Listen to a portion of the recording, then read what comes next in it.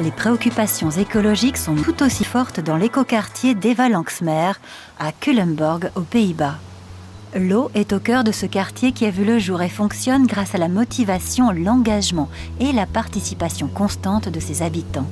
Ce sont eux qui nous le font visiter et pour commencer, Marleen Kapteijn, qui a initié le projet dans les années 80.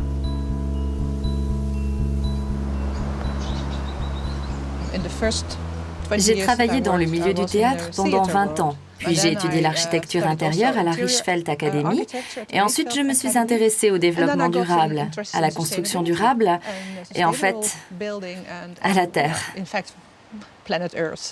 Les questions existentielles comme quel est le sens de la vie, que faisons-nous sur Terre?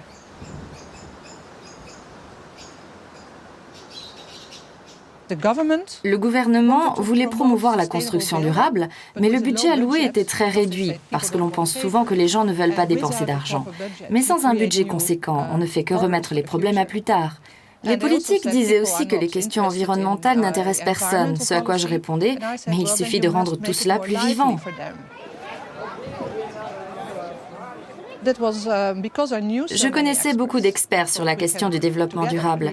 J'ai donc pensé que nous pouvions à nous tous monter et mener à bien ce projet et inviter les gens à venir voir. Si vous construisez vous-même votre maison, vous pouvez mettre des panneaux solaires sur le toit, mais c'est tout. Vous n'avez aucun impact sur le dispositif de traitement des eaux, par exemple. C'est à l'échelle de la collectivité que l'on obtient de vrais résultats. Marleen a réussi à convaincre les professionnels de l'architecture, mais aussi les futurs habitants. Les gens avaient la possibilité de développer leurs propres idées. Dans ce cas-là, l'architecte avait un rêve, celui de construire une maison avec des non-professionnels. J'ai donc vu des touristes poser des tuiles, des éco-baroudeurs. Toutes sortes de gens participaient à cette construction.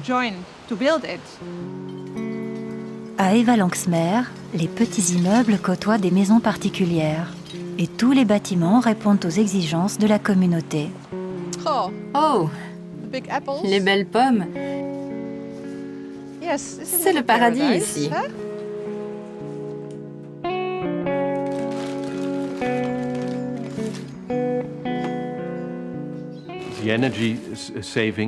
On fait beaucoup d'économies grâce à cette serre, qui agit comme un tampon énergétique.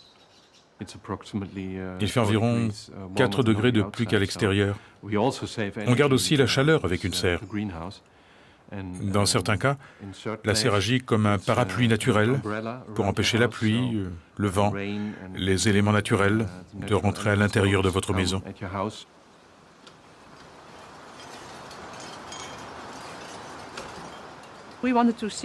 On a voulu construire en respectant le paysage qui était là avant. On a voulu l'utiliser tout en l'améliorant et en adaptant l'architecture. Pour intégrer le système de traitement des eaux à l'architecture, on l'a gardé apparent. Le quartier est construit sur une zone protégée de captage de l'eau. Toute l'eau qui tombe sur les toits, ça va directement ici au étang et ça reste très longtemps ici au quartier. Et doucement, quand on a trop de l'eau, ça passe juste pour direction de la rivière des Pays-Bas au mer. Mais en avant, ça reste ici au quartier. Et ça, c'est de l'eau très, très, très jolie, avec beaucoup de poissons dedans. Pour filtrer et nettoyer l'eau de la cuisine, l'eau de la douche, ici, ça fait naturellement. Mais je ne suis pas le monsieur qui peut expliquer. Peut-être il y a un signe ici.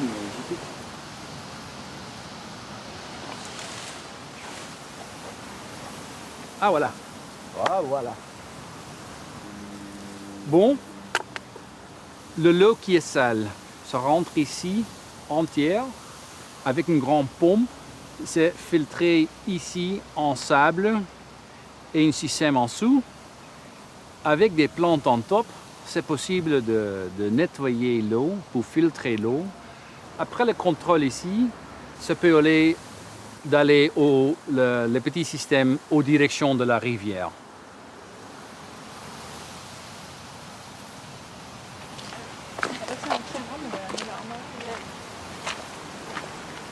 On a deux systèmes solaires. En top, c'est pour l'eau chaude, et en bas, c'est voltaïque. Ça donne de l'énergie électrique pour la maison. Et maintenant, notre maisons sont presque autosuffisantes. En été, on a trop d'énergie et on revend cette énergie dans le système.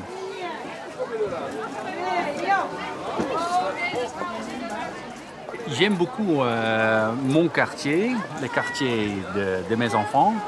Il n'y a pas de voiture. Mes enfants peuvent jouer par les rues. Ça, c'est magnifique. Comme Francis Ford Coppola, les habitants d'Eval-Lanxmer ont trouvé leur paradis. C'est eux qui l'ont créé.